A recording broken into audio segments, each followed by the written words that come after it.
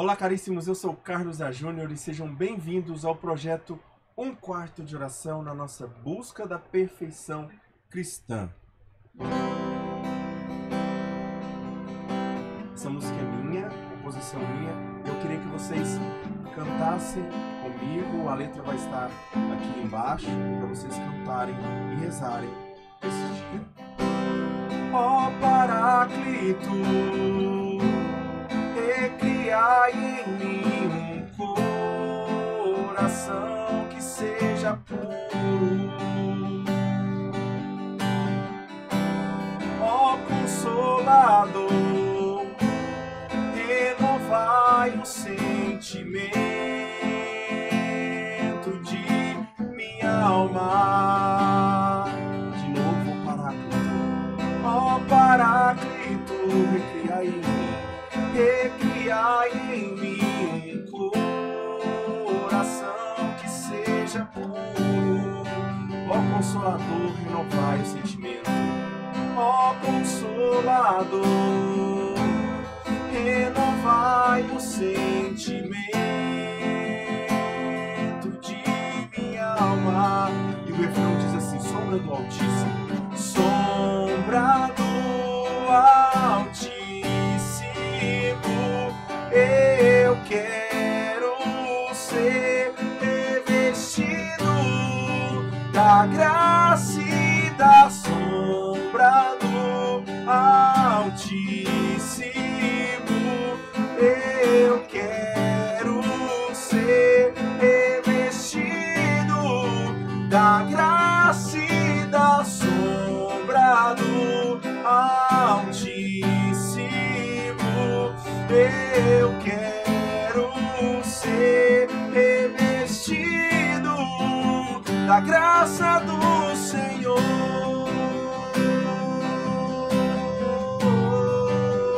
Sombra do Altíssimo, sombra do Altíssimo, eu quero ser revestido da graça e da sombra do Altíssimo. Eu quero ser revestido da graça e da sombra do Altíssimo. Eu quero ser da graça do Senhor, da graça do Senhor.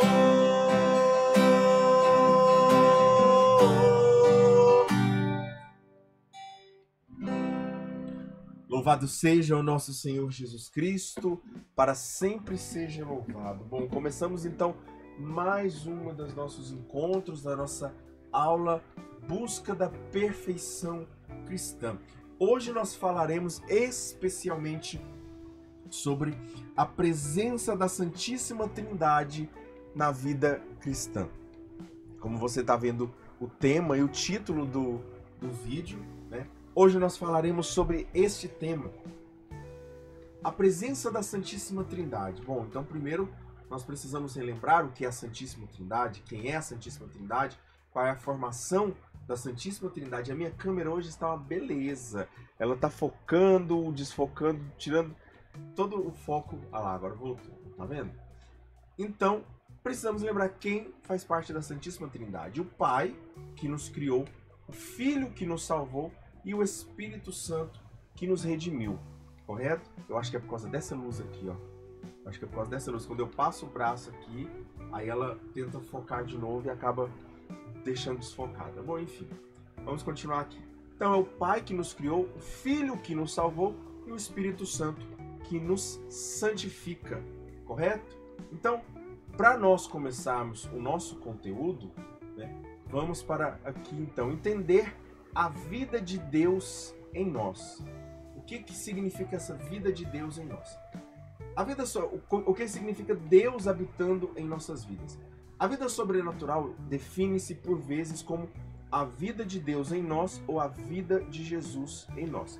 Então, como nós falamos na última aula, nós estamos vendo aqui a vida sobrenatural. Então, essa vida sobrenatural é a presença de Deus, a presença do próprio Cristo em nossas vidas, né? A vida de Cristo em nós. Seria uma participação da vida divina conferida pelo Espírito Santo que habita em nós em virtude dos méritos de Cristo. Então, Cristo obteve méritos para que o Espírito Santo pudesse habitar em nós através do batismo. Deus vive em nós, mas a nossa vida espiritual não é idêntica à de Deus.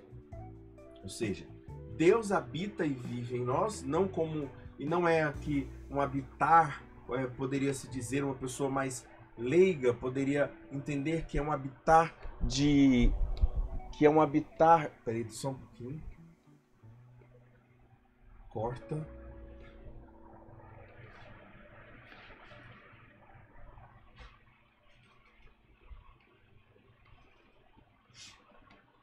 Acho que agora eu mexi na luz aqui, deve ter melhorado aí para vocês também, né? Bom, então não é como se Deus entrasse, habitasse em nós como um parasita, não é isso, né? Deus é muito mais, aliás, infinitamente maior, né? Não há comparações, mas não é isso, pelo amor de Deus, não é essa comparação de Deus viver em nós, mas Deus se fez na nossa vida e se faz presente na nossa vida através do batismo. Isso é um mistério que nós precisamos entender. Então, você precisa entender que Deus habita em você.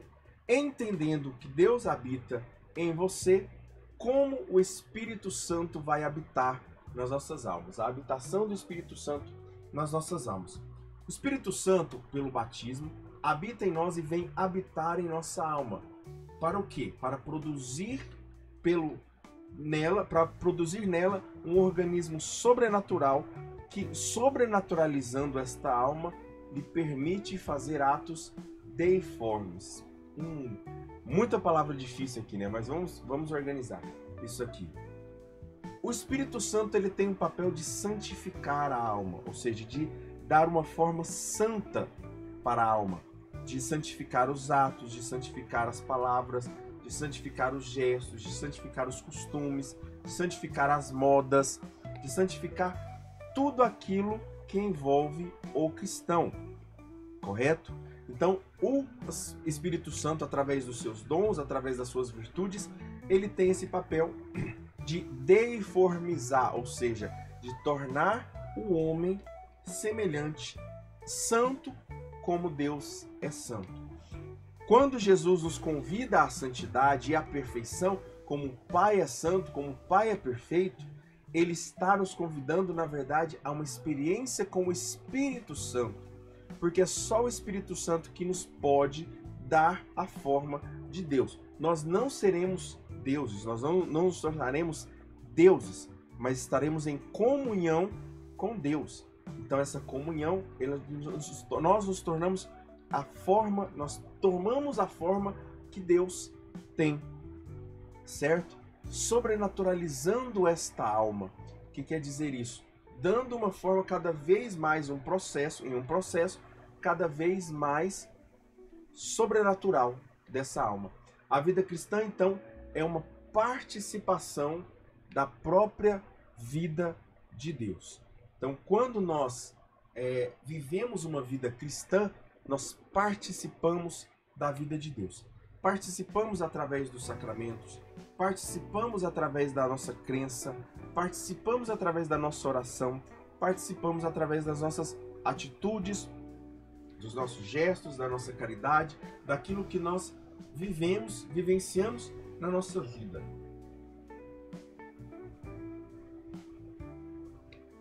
Então, essa participação na vida de Deus nós chamamos de vida cristã, que é parte do nosso curso aqui, né? Perfeição da vida cristã. Essa busca da perfeição da vida cristã, correto? Então, quando a vida cristã será perfeita? Quando Deus por completo participar da vida da pessoa. Isso nós alcançaremos somente no céu. Porém, isso não nos impede e, pelo contrário, deve nos motivar a vivermos isso na Terra, certo? Então, as nossas escolhas na Terra, elas já são próprias de escolhas de quem está vivendo e quem está buscando viver o céu, correto? Entendendo então como Deus habita em nós. Deus está naturalmente nas criaturas de três maneiras diferentes. Ele está nas criaturas através das potências, por potência, aliás, ele está nas criaturas através das potências, através da sua presença e através da sua essência, certo? Ou seja, daquilo que é o seu poder criador, daquilo que é a sua presença, a sua graça, em cada criatura, isso aqui eu não estou falando somente dos seres humanos, mas em cada criatura, Deus está presente, e também na sua essência, naquilo que ele é. Vamos entender então cada ponto aqui. Deus está por potência, pois todas as criaturas estão sujeitas ao seu império, ao seu poder, correto? Então não existe criatura no mundo, seja ela maior de todas, uma galáxia inteira não está fora do poder, do império de nosso Deus, correto? Por presença significa que, pois Deus vê tudo, até os mais secretos pensamentos da nossa alma. Não só os nossos pensamentos, mas os pensamentos, o que se passa na cabeça ou na vida de qualquer criatura, viva ou não, né? A vida de uma criatura não viva é complicado falar, é difícil falar. Mas você entendeu? A existência, melhor dizendo, a existência de qualquer criatura, Deus conhece tudo o que acontece com aquela criatura. Como o próprio Evangelho diz, Deus conhece e sabe todas as folhas que caem das árvores, correto? Então, se ele sabe todas as folhas, ele sabe também o seu pensamento, ele conhece tudo, ele vê tudo que existe em você, certo? E até mesmo por isso, a sua misericórdia ela é infinita, porque ela compreende aquilo que nós não compreendemos, aquilo que nós não vemos no futuro, como a nossa vida estará. Então Deus, ele vê todas as suas coisas e habita em nós também por presença e potência. E por fim, também por essência, pois opera em toda parte e em toda a parte é plenitude do seu ser e causa primeira de tudo. Então, Deus está em todas as coisas, Deus é criador de todas as coisas e todas as coisas foram criadas unicamente e exclusivamente por Ele. Então Ele opera em todas as criaturas, inclusive em nós, e também em toda a parte, ou seja, em nós por completo. Ele trabalha, Ele age, Ele tem a sua plenitude, né? Não existe nada em nós que falte, que falte a presença de Deus. Deus está em 100% e conhece 100% das nossas vidas. Então essa é a habitação de Deus, a forma de Deus habitar em nós. Como Deus se relaciona conosco? Através de 5 formas, de 5 características, né, de Deus. Deus trabalha em nós através da sua criação, como Criador e Senhor das nossas vidas. A primeira forma de Deus se relacionar conosco é como Criador e Senhor. Somos seus servos, propriedade sua e coisa sua. Então, nós participamos da vida de Cristo, da vida de Deus, quando Ele nos cria e nós somos propriedade dele através da sua criação. Também Deus se relaciona conosco, não só como Criador e Senhor, mas também como Pai e Filho. Na ordem da graça, Ele se dá a nós como Pai e nós somos seus filhos adotivos através de Jesus Cristo. Então, através de Jesus Cristo, nós somos filhos adotivos. Então, nós nos relacionamos Deus se relaciona conosco por Ele ser Criador e Senhor das nossas vidas, através da sua paternidade, da nossa filiação adotiva por Ele. E essa adoção que Deus faz é diferente da adoção dos homens, correto? Então a gente tem a adoção, o homem que adota uma criança, um casal que adota. A adoção dos homens é uma ficção e a adoção de Deus é a realidade. Por quê? Por quê? Porque o filho adotado pelos homens, ele é considerado pelos pais como se fosse seu filho. Contudo, o objeto da ficção não se transforma em realidade. Ou seja, você trata-o como filho, correto? Mas, se caso um dia você precisar do sangue do pai que é adotivo, você provavelmente não vai ser compatível o sangue. Os seus genes, a sua essência mais profunda não é compatível com seu pai adotivo, com a sua mãe adotiva, correto? Então, por mais que o ser humano fale, o pai adotivo fale que ele é filho, no fim não é. Ainda assim não é filho, certo? Ou seja, por mais que a ficção, ou seja, a ideia de que seja filho, pode ser tratado como filho, né? Obviamente, isso eu mesmo, como eu já falei para vocês, eu sou filho adotivo. E essa é uma forma, sim, e verdadeira de tratá-lo como filho, porém nunca será como filho.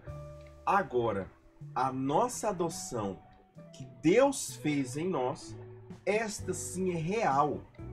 Esta sim é muito real em nós. A graça divina não é uma ficção, mas uma realidade. Então, quando nós dizemos que em Cristo nós somos filhos de Deus, nós de fato somos filhos de Deus. Deus, ao dizer que Ele nos adota, Ele verdadeiramente nos transforma em filhos dele através do batismo. E eu não quero que você saia daqui sem entender a graça do batismo, de que é que nós somos filhos de Deus. Nós fomos tornados filhos de Deus. Deus não nos torna deuses através do batismo, mas nos deiformiza, né? Essa palavra que pode ser criada aí ou não, que pode existir ou não. Ou seja, ele nos torna semelhante a ele, correto? Eu gosto muito de pensar na alma, talvez ali no seriado Supernatural, não sei se vocês já viram, né? Obviamente não sei, né?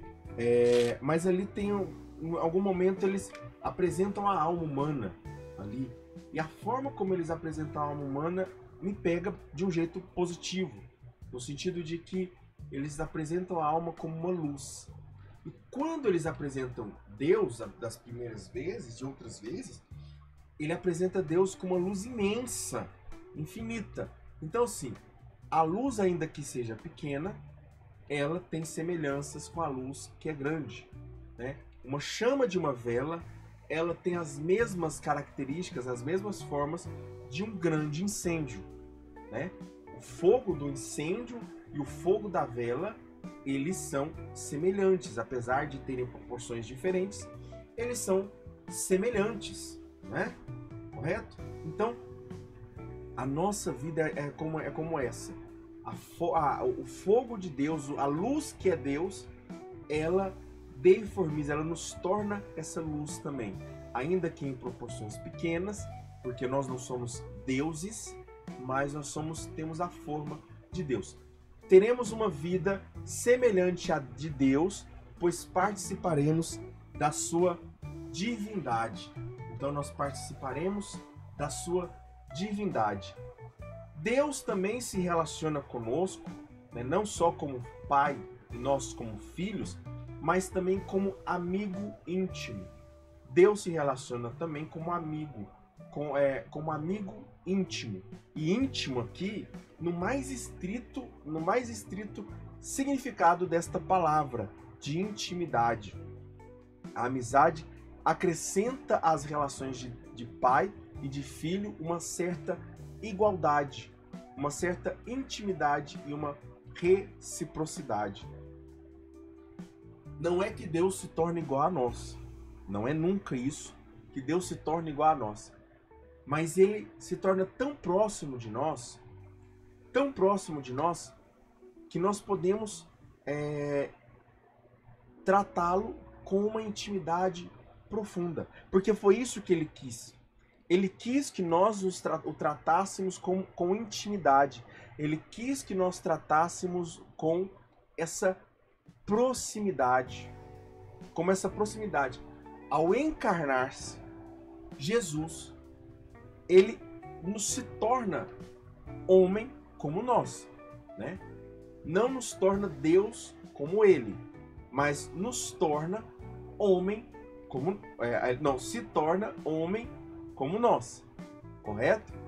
Então, quando nós podemos falar com Deus hoje, nós só podemos falar com Deus hoje de uma forma, de certa forma,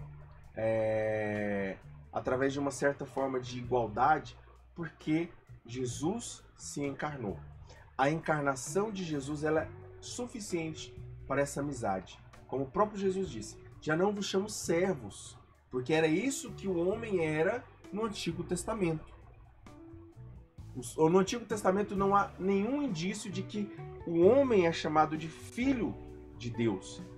Só no Novo Testamento, com a presença de Jesus, é que nós somos filhos de Deus. Já não vos chamo servos, vos chamo amigos, diz nosso Senhor. Sobre isso, diz nosso Senhor sobre nós. E Ele nos convida a sermos amigos. E a amizade, ela tem essa igualdade, essa reciprocidade de certa forma. Por mais que um possa, em alguns casos, um possa se sobressair ao outro, né? E no caso de Deus, obviamente, imensamente ele se sobressai a nós, mas ele não quer ser um Deus distante. Na amizade de Deus, ele não quer ser um Deus distante. É evidente que essa igualdade não é verdadeira. É evidente que essa igualdade não é verdadeira. Mas Deus quer se igualar a nós. Deus quer participar da nossa vida de forma plena. Deus vive em nós como um amigo íntimo. Deus vive em nós também como um colaborador. Deus opera em nossa alma como o mais poderoso colaborador. Se existe alguém que pode colaborar com a nossa vida,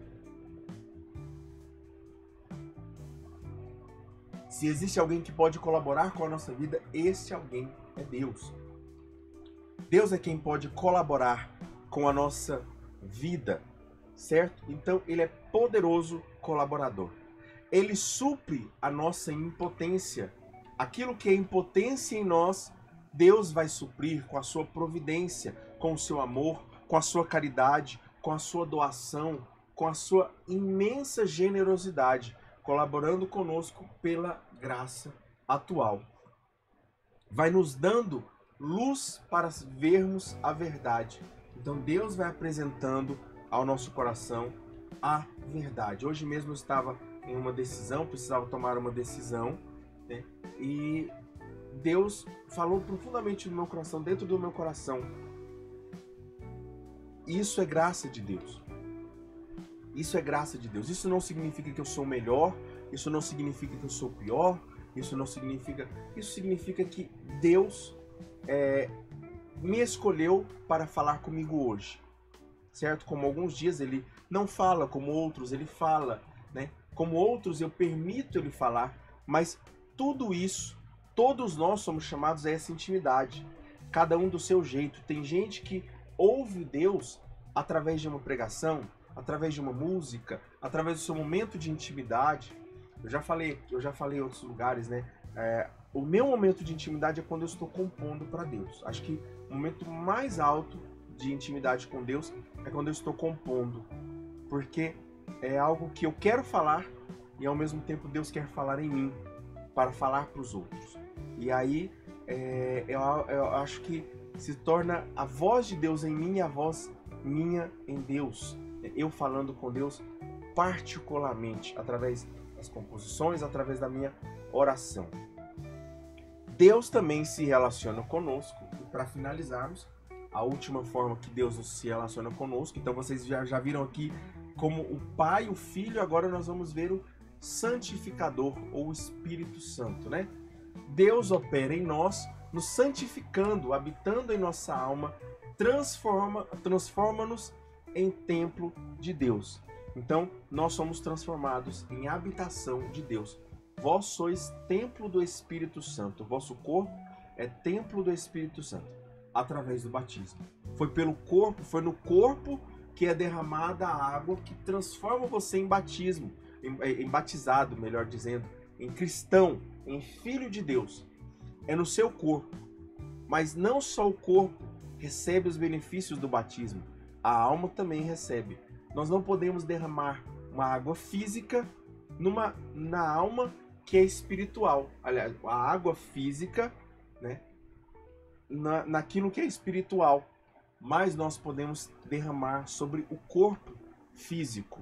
Sobre o corpo físico. Então, derramando sobre o corpo físico, a alma espiritual, ela recebe os benefícios do batismo, sendo transformada, melhor dizendo, como templo do Espírito Santo.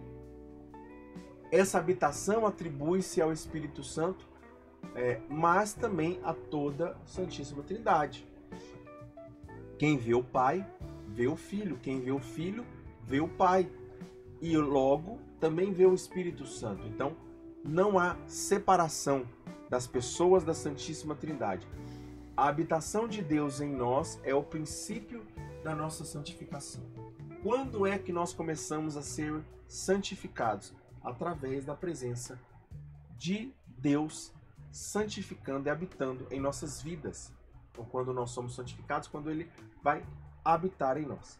Sem ela seria impossível ser santo. Então, é na habitação de Deus em nós que nós nos tornamos santos, correto? Quais são os nossos deveres com a Santíssima Trindade que vive em nós? Bom, possuir a Santíssima Trindade em nós deve produzir em nós 3 grandes sentimentos. Então, percebendo que a Santíssima Trindade habita em mim, eu preciso ter 3 grandes sentimentos, movimentos. O primeiro movimento é um movimento de adoração. O primeiro sentimento que brota do coração, que nota a Santíssima Trindade na alma, é a adoração. Nós devemos ser hóstias de louvor e glória a Deus em toda a vida. Então nós devemos louvar e glorificar em toda a nossa vida. Ah, mas teve algum momento da minha vida que eu não conhecia a Deus. Então, no passado, através da sua memória e através da sua imaginação, você retorna naquele momento e louva e agradece a Deus e engrandece a Deus e dá glória a Deus por aquela situação, por aquele momento. Uma alma adoradora, então, ela tem atitudes como, ao princípio e fim de cada oração, consagrar nossa vida à Santíssima Trindade. Nós fazemos isso de forma natural, pelo menos nós católicos fazemos isso de forma natural. Quando começamos um movimento de oração, uma oração em nome do Pai, do Filho e do Espírito Santo, e quando nós terminamos, nós damos glória ao Pai, ao Filho e ao Espírito Santo. Então nós damos glória a Deus no início e no fim. Clamamos o nome dele no início e clamamos o nome dele no fim. Qual é o nome dele? Pai, Filho e Espírito Santo. Certo? Também quando repete as orações litúrgicas, quando repetimos as orações litúrgicas em louvor da Santíssima Trindade.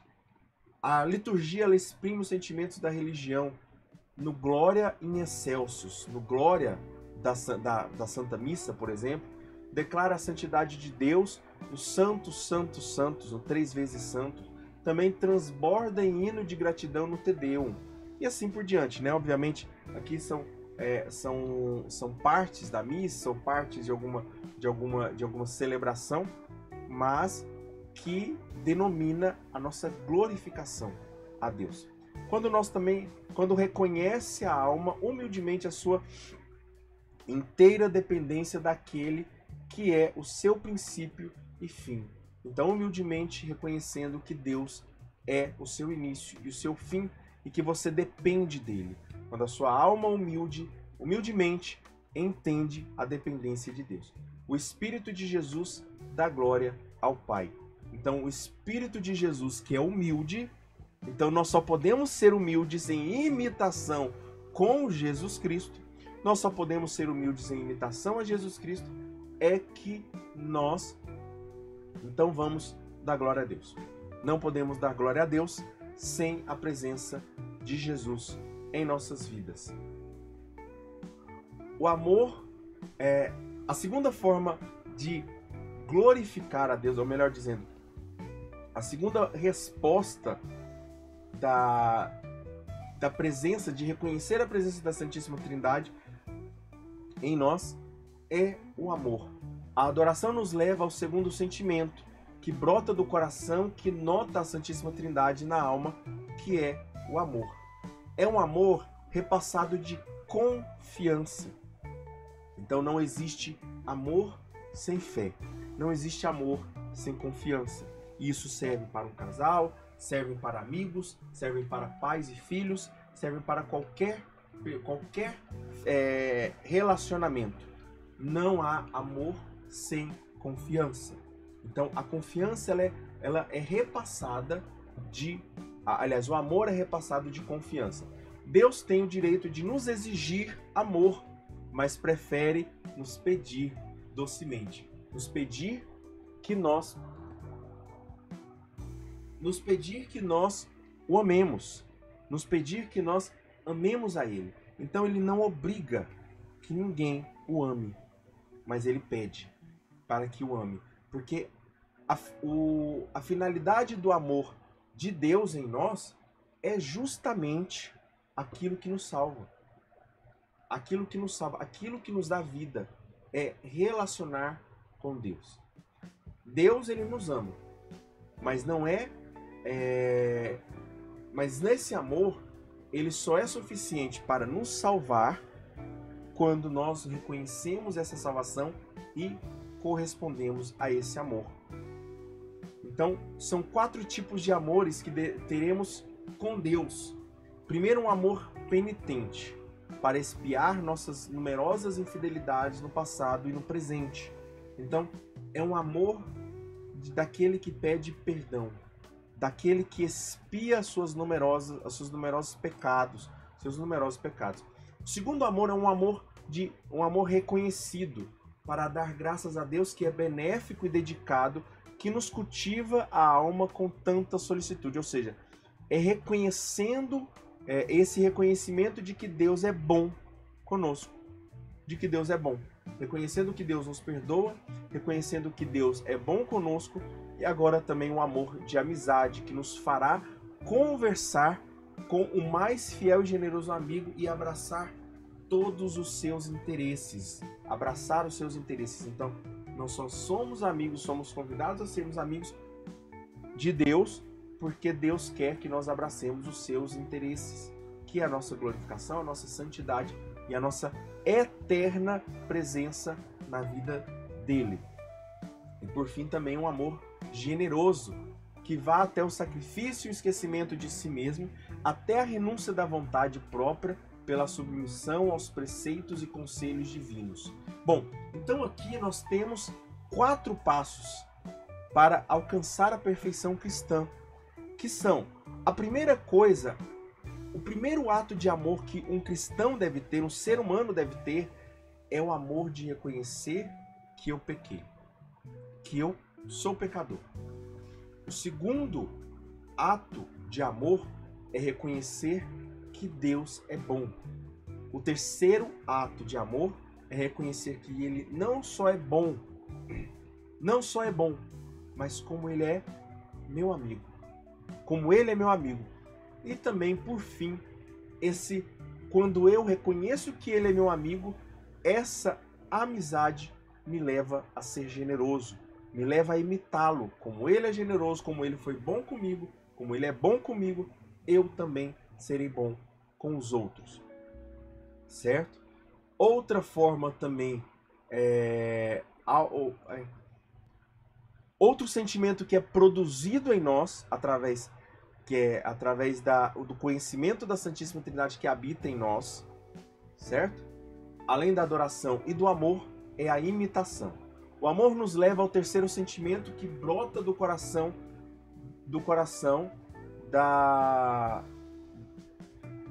do coração. Isso. Cadê? Perdi.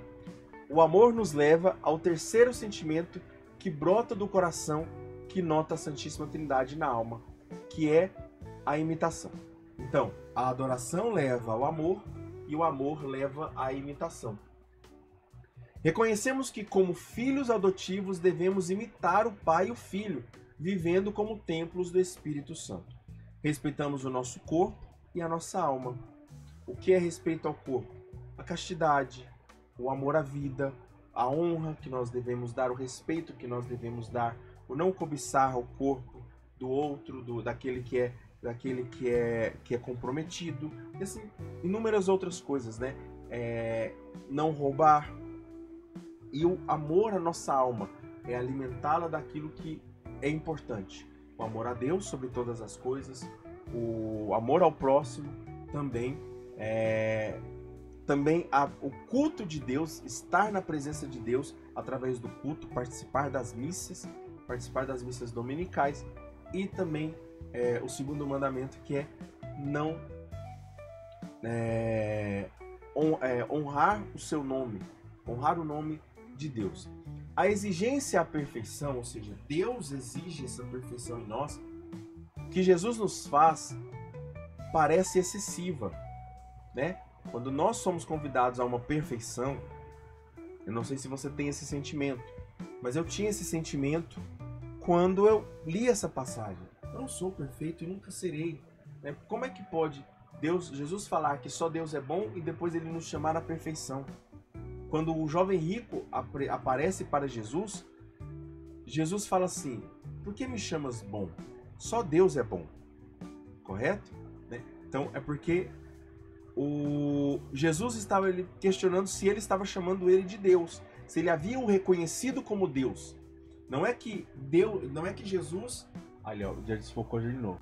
Não é que Jesus não se reconhecia como Deus. Não é isso. Não é isso. Esse movimento de Deus, de Jesus, era apenas porque ele não... Como que eu vou dizer? Essa palavra que ele fala não interessa a ele, interessa ao que o jovem rico dizia, certo? Então o jovem rico, ele queria, ele chama ele de bom para elogiar ou porque reconhece ele como Deus.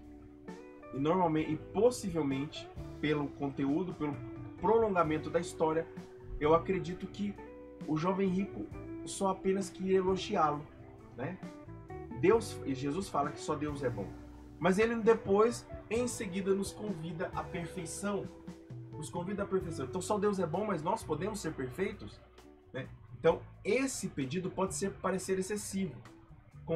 Mas compreenderemos que a perfeição é aproximarmos-nos das perfeições divinas praticando a caridade fraterna. Então, quando nós praticamos uma caridade entranhada em nós, através dos nossos irmãos, Mateus 25, quando nós fazemos aos pequeninos, é que nós fazemos a Deus, é que nós entendemos que Deus se fez perfeição, que nós nos fizemos perfeição em Cristo. Então, é esse assemelhar-se que nós falamos lá no início, Então, por esses três movimentos, por esses três sentimentos, nós participamos da vida de Deus, nós participamos dessa vida de Deus, correto? Deixa eu voltar aqui. Agora, quais são os três elementos da vida sobrenatural? Aqui eu coloquei 3 chamas, né, para ficar parecido com isso. Mas quais são os 3 elementos da vida sobrenatural? A gente vai falar de forma bem rápida, porque a gente vai falar... Aliás, vamos falar de forma bem rápida, não. A gente vai falar, apresentar e depois dizer por que cada uma dessas aqui. Bom, toda vida sobrenatural recebe de Deus 3 elementos que são a alma da alma, certo? Então, eles encarnam a alma, dão vida para a alma, que são a graça habitual, as virtudes infusas e os dons do Espírito Santo e as graças atuais. Então, são 3. Graça habitual, graça, as virtudes infusas e os dons do Espírito Santo, certo? São dois, correto? E as graças atuais, correto? Vamos falar sobre cada uma delas. Primeiramente, o que é graça habitual? A graça habitual se chama assim porque é a graça criada. Graça que se chama criada, que consiste na habitação do Espírito Santo em nós. Então, o Espírito Santo, a caridade, habita em nós. Essa graça habitual, ela diviniza a nossa alma. Ela torna a nossa alma divina, mantém a alma em Deus. Ela permanece. É como uma pessoa que está morando em uma casa e ela não sai. Por isso que se chama habitar, vem de habitual, porque a alma está habitando em Deus. Torna a alma apta para a visão beatífica e para os atos que a preparam. Então, na graça habitual, e nós devemos, os santos, eles morreram na graça habitual, correto? A graça habitual é o oposto de não estar na graça. É o oposto do pecado mortal. Então, o pecado mortal é não estar na graça habitual, e a graça habitual é essa presença da alma em Deus. A graça habitual é uma qualidade sobrenatural inerente à nossa alma, que nos faz participar de um modo real, formal, mas acidental da natureza e vidas divina. Então nós participamos de modo real da vida de Deus. Podemos expeli-la, ou seja, podemos jogar essa graça habitual fora quando cometemos voluntariamente algum pecado mortal. Então, ao pecar contra aquelas três características do pecado mortal, o que é um pecado mortal?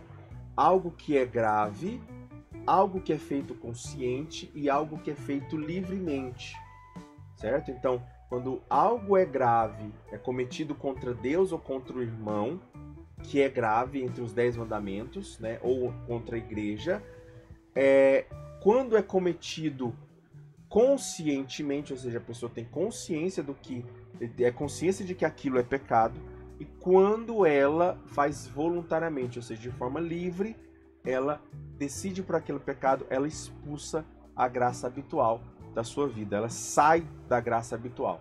Estar na graça é estar na graça habitual, certo? Quando nós falamos sobre estar na graça, é essa graça habitual que nós estamos falando, correto?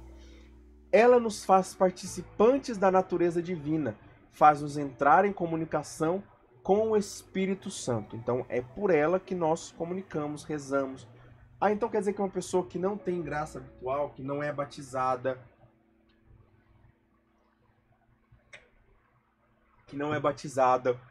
ou que está em pecado mortal, ela não pode rezar com Deus, ela não consegue rezar com Deus? Sim, ela pode, e nós vamos ver isso posteriormente, através das graças atuais, tá bom? Então, Deus, ele não deixa nenhuma pessoa órfã. A graça habitual é já então essa preparação para a visão beatífica.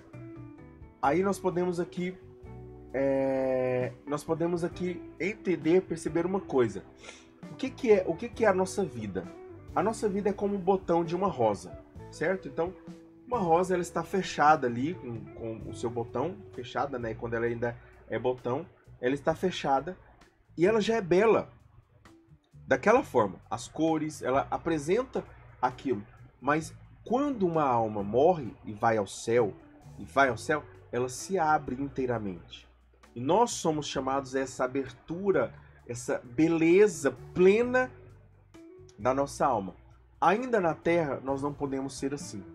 Mas nós veremos Deus quando nós nos abrirmos inteiramente para Ele.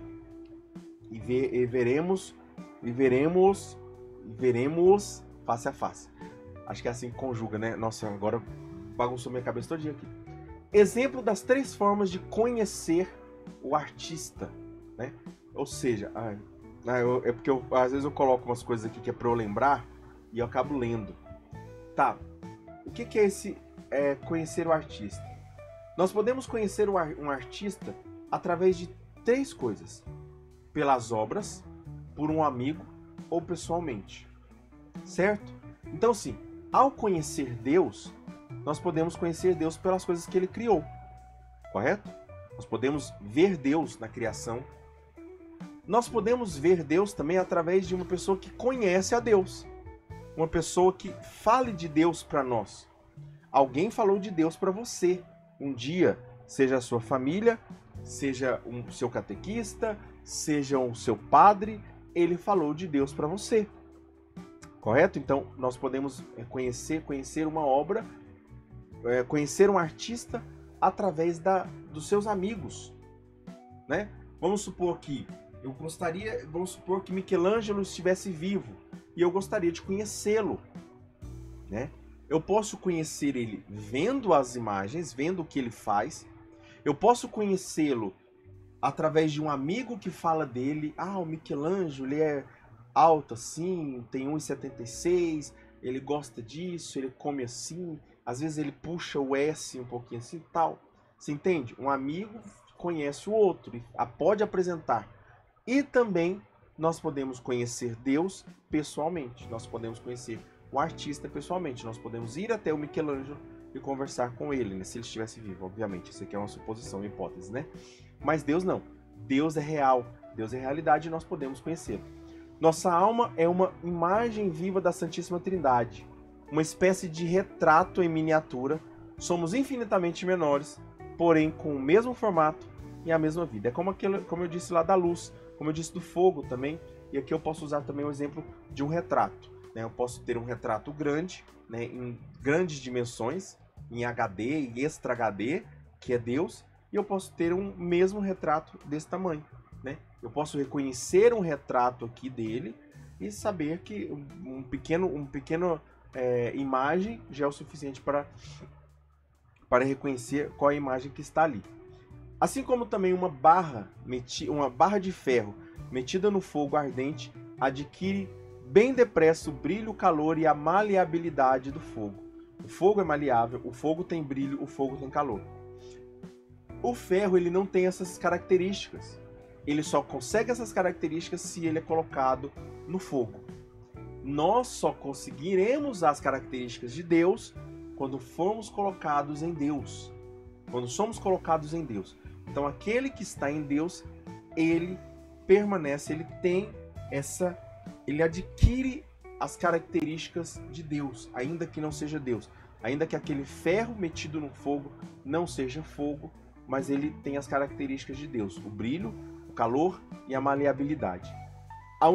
Essa união com Deus, a união começada na terra pela graça habitual é afinal do mesmo gênero que a união da glória real e em certo sentido física como ela. Então, ou seja, essa união da graça habitual que acontece na terra, ela é do mesmo gênero daquela que nós teremos no céu. Porém, a que teremos no céu, ela é plena e ela é eterna. Então nós não perderemos essa glória, nós não podemos perder, não há capacidade de nós perdermos essa graça, essa união, que é essa habitação, esse ferro metido no fogo, nós não podemos perder. Uma pessoa que peca mortalmente é esse ferro retirado da brasa, esse ferro retirado do fogo, melhor dizendo, que com o passar do tempo ele esfria. Por isso a necessidade de confessar-se e de se arrepender urgentemente quando você comete um pecado mortal. Porque quando você comete um pecado mortal, o que você está falando ali? Você está esfriando, começando a esfriar. E aí, por fim, a caridade morre em você. Também nós temos, além da graça habitual, nós temos as virtudes infusas e os dons do Espírito Santo. A vida sobrenatural exige faculdades de ordem sobrenatural. Essas faculdades são as virtudes infusas e os dons do Espírito Santo, que aperfeiçoam nossas faculdades e nos dão o poder imediato de praticar atos deiformes, atos sobrenaturais e atos meritórios. Então, as virtudes infusas, elas nos dão possibilidade de agirmos como Deus, de agirmos de formas sobrenaturais e de agirmos de forma meritórias, certo? Sobre isso nós falaremos posteriormente. Sabe? Sobre os méritos. Mas vamos prosseguindo aqui. As virtudes infusas, então, nos permitem operar sobrenaturalmente com o concurso da graça, habitual em nós, com o concurso da graça atual, nos permite operar sobrenaturalmente com o concurso da graça, ou seja, com a ajuda da graça atual, que nós falaremos daqui a pouco, certo? Então, as virtudes infusas, elas agem em nós com auxílio da graça atual. Os dons do Espírito Santo nos tornam dóceis à ação do Espírito que, guiados por uma espécie de instinto divino, somos, por assim dizer, movidos e dirigidos por este divino Espírito Santo. Só aquele que já teve uma experiência com os dons do Espírito Santo é que pode dizer como é, né? Você percebe que aquilo não partiu de você, mas ao mesmo tempo partiu de você, porque é Deus que habita em você, os dons do Espírito Santo que habitam em você, que produz aquilo. Essas músicas que eu faço, uma pregação que você faz, uma palavra amiga, um conselho amigo que às vezes você nunca daria e você vai perceber e dá, né? Então isso também são dons do Espírito Santo em nós. E aqui nós podemos ter o exemplo também, podemos dar um exemplo, por exemplo, da mãe que ensina o filho a andar por dois meios. A mãe, ela pode segurar na mão ou carrega-lhe no braço para vencer obstáculos e descansar. Na primeira, o filho teve virtudes. Então aqui, a primeira, pega esse exemplo aqui, da mãe. O que são virtudes e o que são dons? Qual é a diferença dos dons e das virtudes? Certo? Quando uma mãe, ela segura o filho pelo braço, pela mão, e faz o filho andar,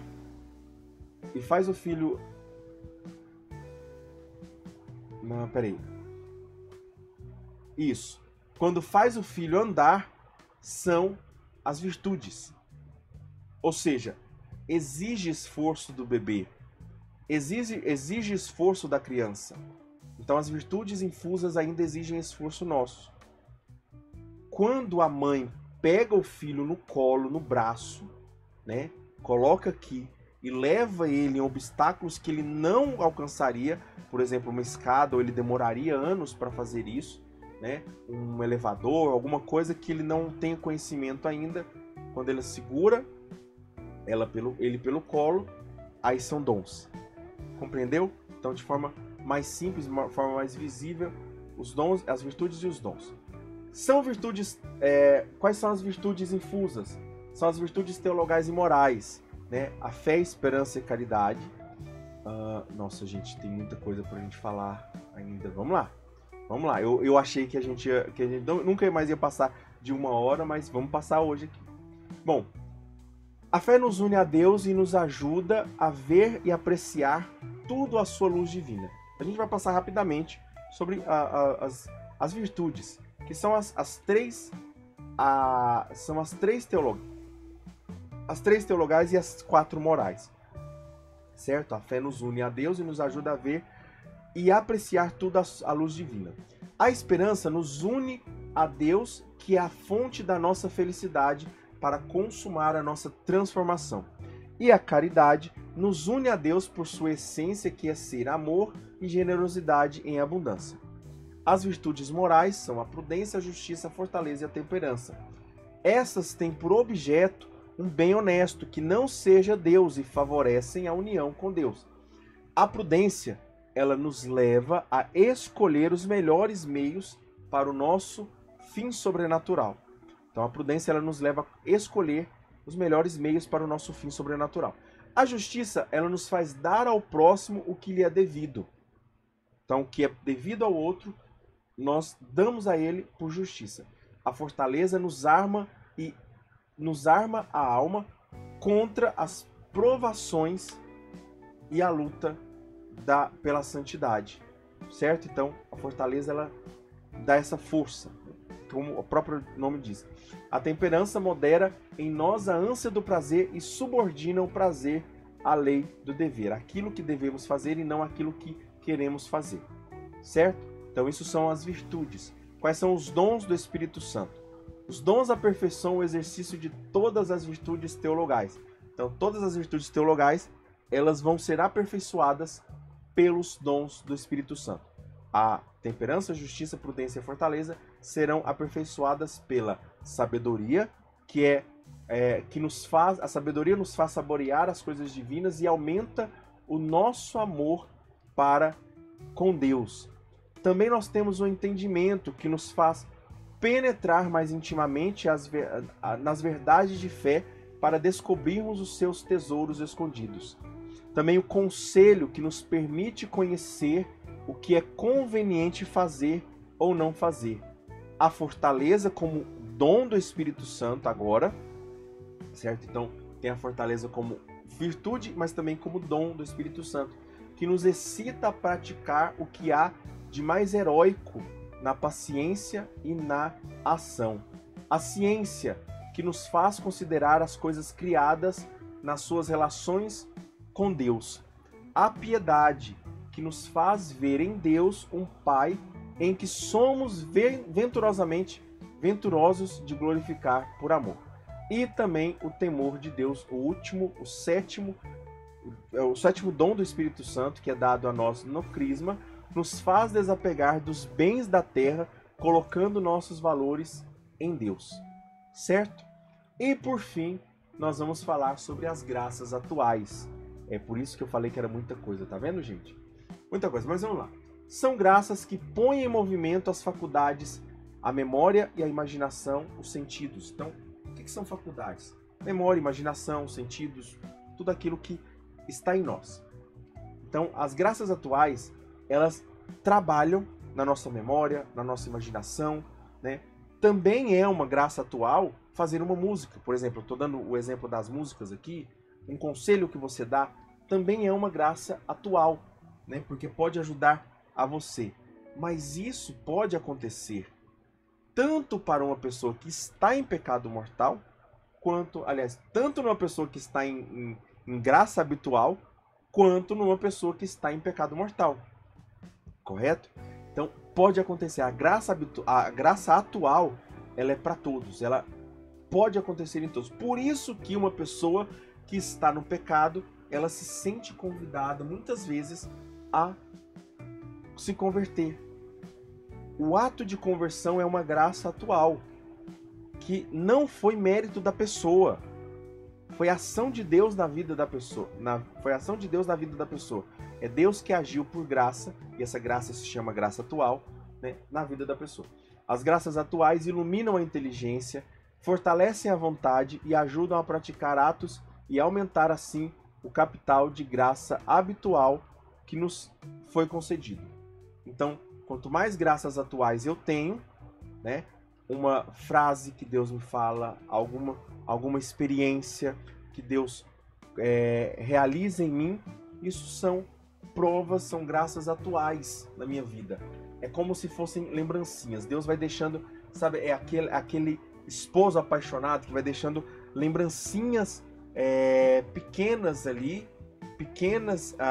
na casa, vai deixando um chocolatinho para a esposa, uma coisa, uma balinha, um trem, alguma coisa, lembrei de você, uma rosa, alguma coisa assim.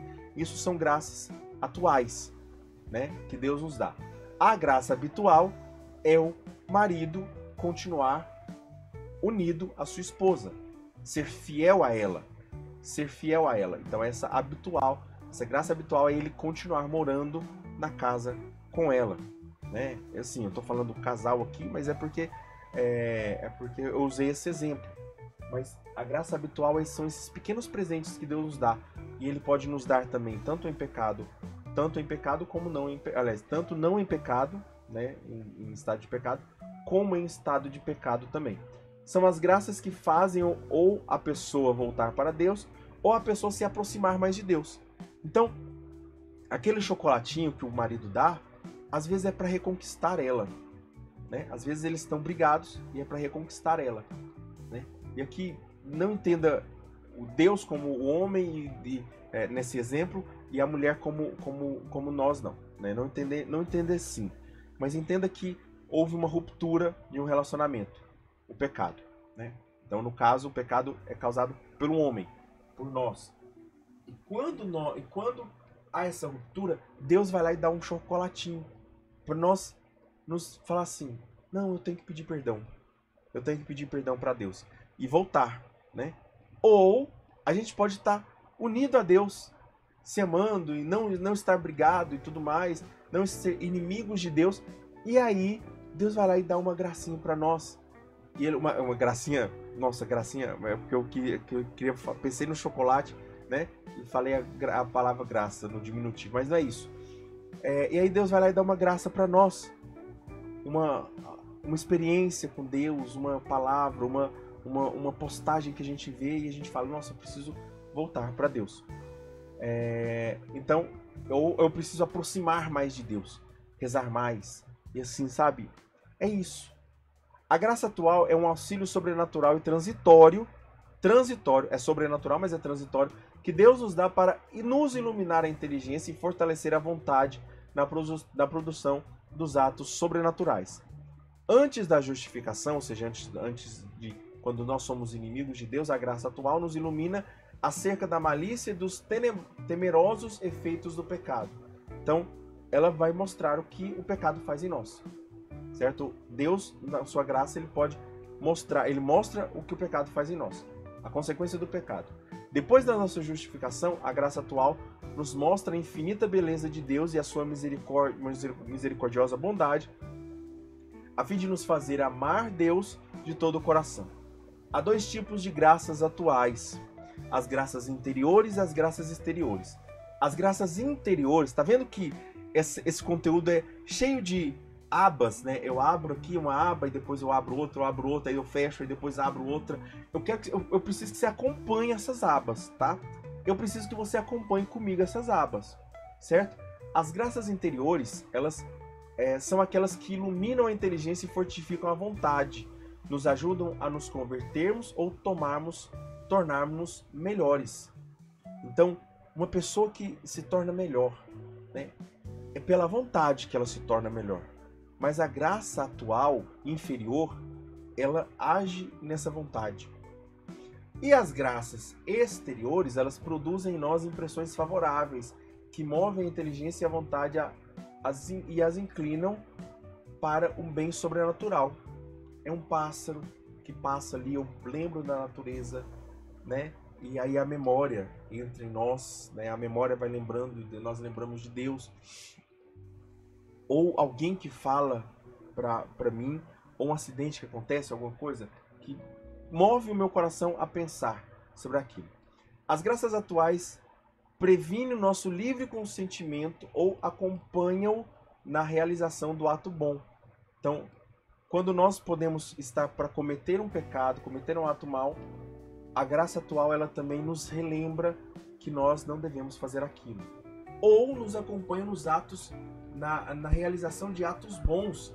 Serve para arrepender-se dos pecados, resistir às tentações, cumprir deveres também, crescer nas virtudes e fazer gestos de caridade. Então são essas 5 ajudas que as graças atuais podem nos dar. Para arrependermos dos nossos pecados, para resistir às tentações, para cumprir deveres, para crescer nas virtudes e para fazer gestos de caridade. As graças atuais não se podem merecer, mas se pode obter pela oração e fiel cooperação com a graça. Correto? E aí nós vamos cantar mais uma vez vamos cantar mais uma vez essa música lá do início. Vamos cantar essa música mais uma vez, pedindo esse Espírito Santo que habite em nós, pedindo esse Espírito Santo que comunique-se a nós de todas essas formas que nós meditamos aqui. Ó Paráclito, recriai em mim um coração que seja puro,